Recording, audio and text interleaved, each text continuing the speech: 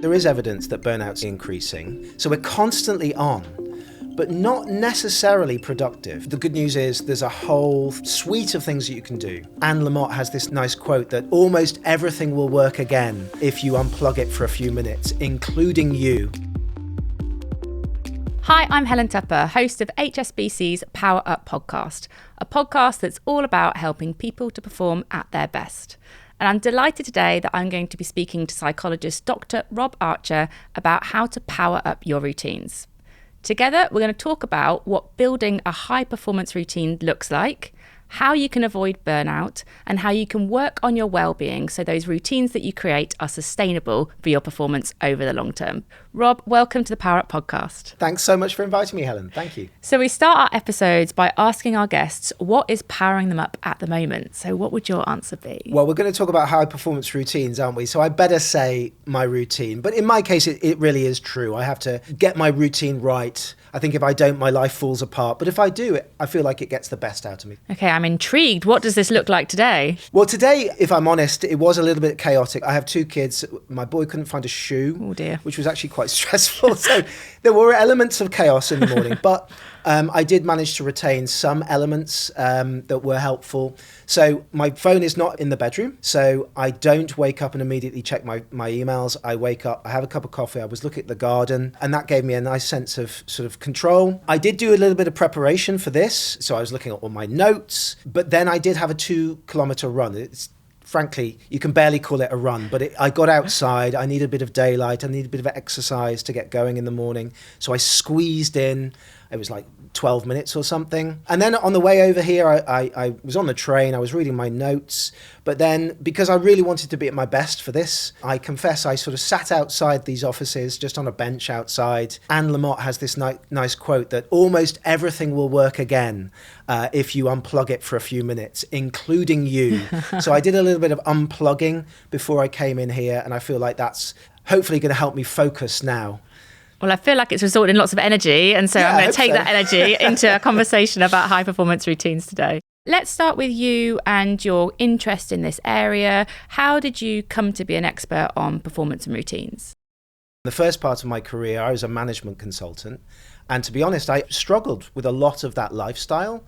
It was very sort of reactive, very high work volumes, a lot of uncertainty, a lot of change, and I didn't handle it particularly well. So I think I burnt out myself and went through this very sort of slow and painful process of career reinvention, became a psychologist, mainly to try and work out what had happened to me. But then once I became a psychologist, I realized actually it wasn't just me who was struggling with these things, and that lots of people struggle with the pace and the volume of work and the uncertainty. And so I today work with lots of people who've got too much to do, they're feeling overwhelmed, and I just try and work out, what can we do practically to help people not just stay healthy and happy, but also higher performing. And so you mentioned burnout, and I'm sorry that you experienced that early in your career, and the ingredients that you mentioned there that contributed towards burnout, I'm sure, lots of people listening can relate to. Why is burnout such a problem for people, and what can we start to do about it? I think there is evidence that burnout's increasing. I suppose there's lots of factors behind that. Whenever you talk about burnout, it always has to start with, really high work volume. But I think the issue is not the work volumes itself. It's that the way that they push us into routines that are not particularly sustainable. So I have this concept of the flat line way of working. And this is really where you wake up, the first thing that you do is react. And then you're reacting all day, and then you sort of fall into bed, try and sleep, and then kind of repeat. Now, burnout, maybe affects 1 in 4 of us in our careers. But the flat line, I would say, affects nearly everybody. And it isn't burnout itself. It's like the stage before burnout. It's almost like the fertile soil in which burnout grows. So it's the flat line that is driving the higher rates of burnout. And so you mentioned the signs and the signals. If I'm falling into this sort of flat line way of working, Yes. What would be likely to be showing up? The flat line begins where somebody wakes up and the first thing that they do is reactive. So you might immediately reach for your work phone, you check your emails, you might turn on the news. There's of course nothing wrong with doing either of those things, but they're not in your control. And anything that isn't in your control will feel at least a bit reactive. Mm-hmm. It will feel a little bit stressful. We also know if you begin your day that way, it can raise anxiety the night before, which makes sleep harder because you know you're going to wake up and immediately react. Another really common symptom of the flat line is that people are so busy, they become pinned to their desks. So they become actually quite sedentary. And a good indicator of whether you're officially sedentary is walking less than about 5,000 steps a day. I think one of the ironies of the flat line is people are super busy, but they're also find it quite hard to focus because they're pulled in so many different directions. They're actually not sure what the priority is. So they're quite distractible. I think an issue in the winter months, people become quite light deprived. You might know this yourself. You get up in the dark, you go home in the dark. Unless you consciously get outside in the day, you don't see daylight. And again, this is a very anti-human way of working. And then a couple more to finish. I think the big difference with my sport clients and my corporate clients is their relationship to recovery. So the typical athlete will feel like recovery is part of my job. I pay myself to recover because unless I recover, I won't perform. Whereas I think in corporate circles, financial services, there's often a sense that recovery is kind of a nice to have. I'll do it if I have time. And there's often a sense of guilt that comes with recovery. An athlete would never feel like that. And then I guess to round all of this off, people often have very few digital boundaries. So we're using our screens late at night. A lot of people struggle with sleep. And then I think what happens is people start to feel guilty that other areas of their life are being neglected, like their family and friends.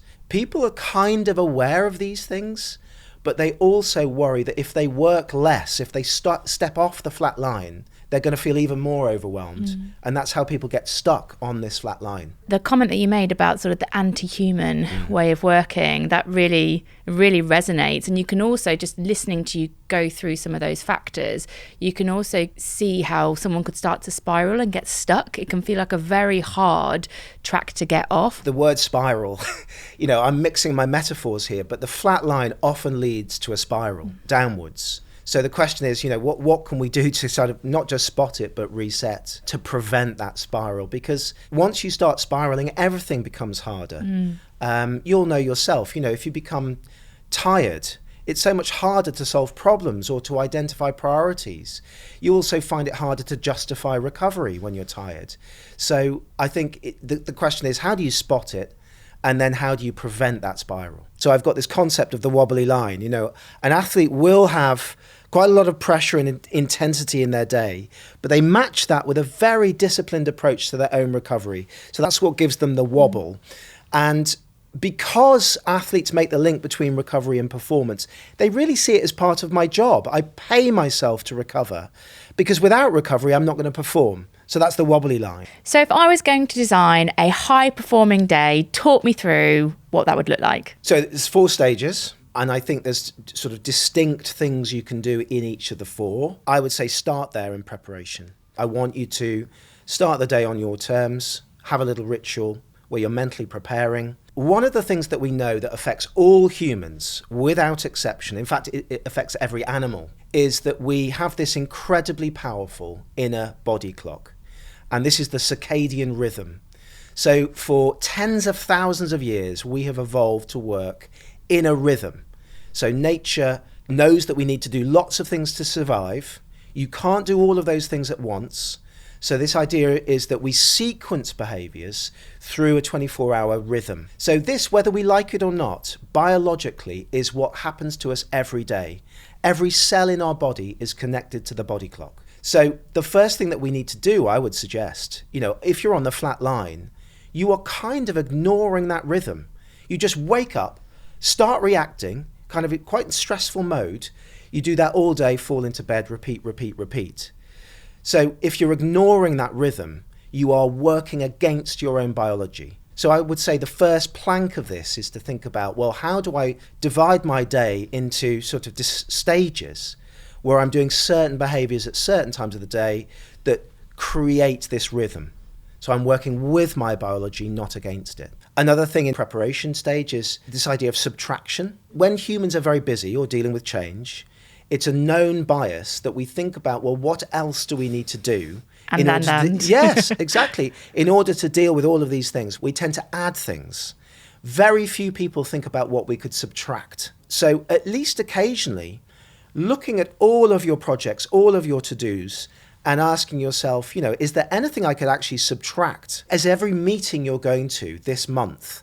Absolutely at the right frequency, the right duration, just that subtraction mindset. Then if I guess, move into focus mode, I think it's a myth around well-being that working too much or being stressed is bad for well-being. Actually, the evidence is we need to be stressed every day. Really good for mental health to have high demands. Too low is worse. And this is the part of the day where it's fine to have some intensity and a bit of stress. In fact, I want that.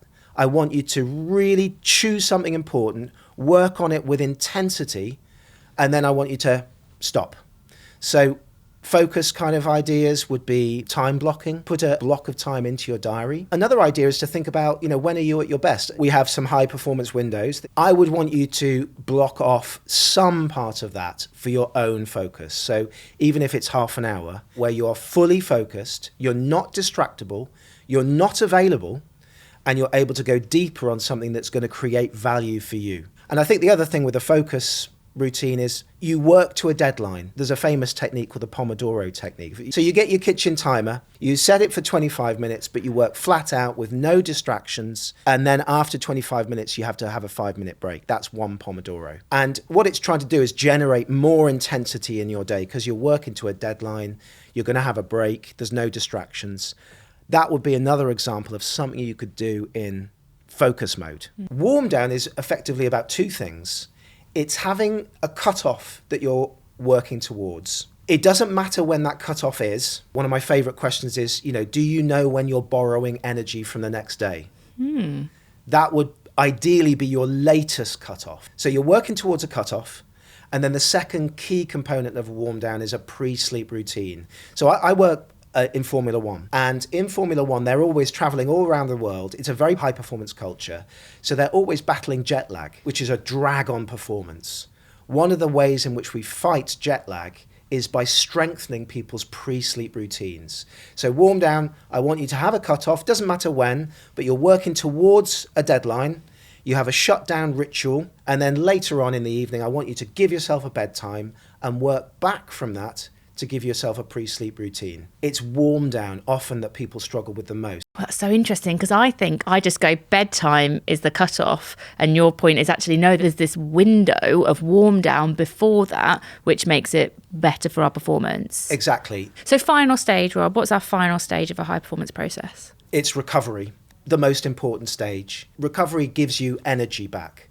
So if you do get a good night's sleep, you feel like your battery's recharged the next day and you can go again. So recovery is partly about regaining energy. But the thing that we dramatically underestimate about recovery is its ability to reset our thinking, to regain our perspective on something. Have you ever had a really intractable problem or you spot a mistake in something that you couldn't see before? That's the power of recovery. It is about regaining energy, but it's also about giving us insights and fresh perspectives. People who do not recover, not only do they feel exhausted, but they often feel stuck. I don't know how to break out of this pattern, this flatline routine. So that's why I want people to recover. It's not about doing less. It's actually about doing more. So recovery can sometimes feel like something we have to do away from work, even though we're feeling a lot of the pressure in our work. Have you got any examples of how we can fit more recovery into our day? It's such a great question. I have this model of recovery called the 3M model of recovery. And the 3Ms are macro recovery. So this is the bit where you are away from work. So it might be holidays, you're away. These are big recoveries. Then there's sort of maintenance, which is maybe stuff that you do on a weekly basis. Might be a gym class or, date night, something like that maintains resilience, maintains joy. But then there's another category of the micro recoveries. And these are very much things that you can do to build in recovery into your busy day. So my definition of recovery is variety. Anything that you're doing a lot of that gives you demand. So in the focus stage, let's imagine that lots of people listening to this are spending a lot of their time indoors, maybe staring at screens, maybe analysing stuff, maybe having crucial conversations with people. You know, that might be the typical sort of focus stage for a lot of people listening. Anything that is different to that can qualify as recovery. It doesn't really matter what that thing is. If it's different, it will still recharge you. So classic examples, a bit of meditation. You know, some people are able to meditate, maybe even between meetings, or if you don't like meditation, a little bit of breath work, you know, a bit of box breathing. Creative hobbies. It doesn't all have to be spas and candles, even just things like catching up on life admin, booking a dentist appointment. It's not 2 weeks in the Caribbean, but it does give people a sense, okay, I've got this done, it was different to my day job, and that's given me some energy back. So recovery is variety. It doesn't have to be all spas and candles, maybe my favourite takeaway from this conversation, so thank you for that. But I've got nothing against spas and candles either. Just to be clear. Yeah, just to be clear, you know, if that's your recovery, yeah, I want you to diarise, get serious about it, but it doesn't have to be only that. A lot of my clients, their recovery is quite intense. So they might be off doing sort of Ironman races, or, you know, they get into really quite stressful, demanding recovery. That's absolutely fine because there's a high level of variety. But the thing that I would want for them is some variety within the variety. Okay. So it can't just be running marathons. Do your running marathon, but then add a little bit of sort of chilling out time as well. You need more than one tool in your recovery toolkit. It's really making me think about how to take the process that you've talked through and just redesign how I'm spending my time. It's a really important way that people take back control in a world of work that sometimes might feel like it's in other people's control all the time. I absolutely love the way you put that. You know, people fall into the flatline routine. They don't choose it. You know, nobody actively chooses that flat line. They fall into it. And then it becomes the normal. And then it's quite hard to get off that flat line. So the question is, how can I take somebody who's on the flat line and help them quickly reset and recharge? And one of the things I'm looking for is, you know, where in your day do you have some control? And what are the behaviors that would have maximum leverage? You know, like if you're pushing a swing. If you push a swing at the up point, you get much more leverage and the swing goes much more easily. Whereas if I'm trying to push it down here, it's much harder. So I'm looking for these points of leverage in somebody's daily routine, where if I just give a little push there, it creates much more momentum for somebody. That's what we're trying to do here. So when people are in change, it can feel, you know, there's a lot going on, and a lot of which it can feel like we don't have a lot of influence over. So how can people respond to those sort of situations? One of the tools that we use a lot in elite sport, actually, is this idea of controlling the controllables. It's really hammered into athletes, but I think it's underused in business. So one of the things that you could do, you draw kind of 3 circles. In the big circle, you write down all the things in that situation or in your daily routine that you cannot control. Then in the medium-sized circle, you write down all the things that you could influence but not fully control. And this is usually things like the behavior of other people. You can kind of influence it, but you can't fully control it. And again, you write those things down. And then in the small circle, you write down the things that you can directly control in that situation. And the idea is, having done that exercise, you can also do it in a team. You learn that there are always things you cannot control. And really, the only thing you can do there is accept. And the acceptance piece alone is incredibly powerful. If you can truly accept there are things you cannot control, it frees up quite a lot of attention and energy. I want you then to spend about 30% of that energy thinking about what could we influence here and how. And then finally spend about 70% of your attention on, well, what are the things that I can directly control in this situation? Which elements of my daily routine do I have more control and leverage over? Obviously, it doesn't just fix everything, but it's true that when people are feeling really overwhelmed, these small acts of control tend to be really disproportionate. It puts people onto the front foot psychologically. I think I would feel a lot more confident in responding to change, having gone through that process, creating a bit more clarity about how I can respond to it effectively. That's right. That's what I mean by you're now on the front foot psychologically. Previously, you were feeling overwhelmed. Where do I start? And maybe your mind was full of the things that you cannot control. By definition, you need to let those go and then spend that attention and energy on what can we influence and how, and then what can we directly control. And so when you've sort of devised your own high performance routine, how useful is it to share that across your team so that you can stick to it?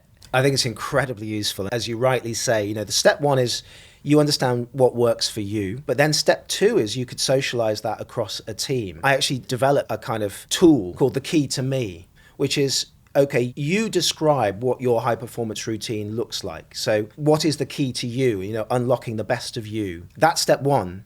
But then step two is socializing that across the team to work out, well, if a walk at lunchtime works for you, maybe I could cover that. And then you could cover me because I want to pick up my kids from school or something. I think there is an added benefit where teams start to think about, well, how do we make this reciprocal? Once we understand your high performance routine, maybe I can sort of cover you. That's the sort of secondary level of benefit. I love that idea. It's a really nice team conversation. Yeah. We've covered so much, Rob. I feel like thinking about designing the day, and there's lots that I've personally taken away from it.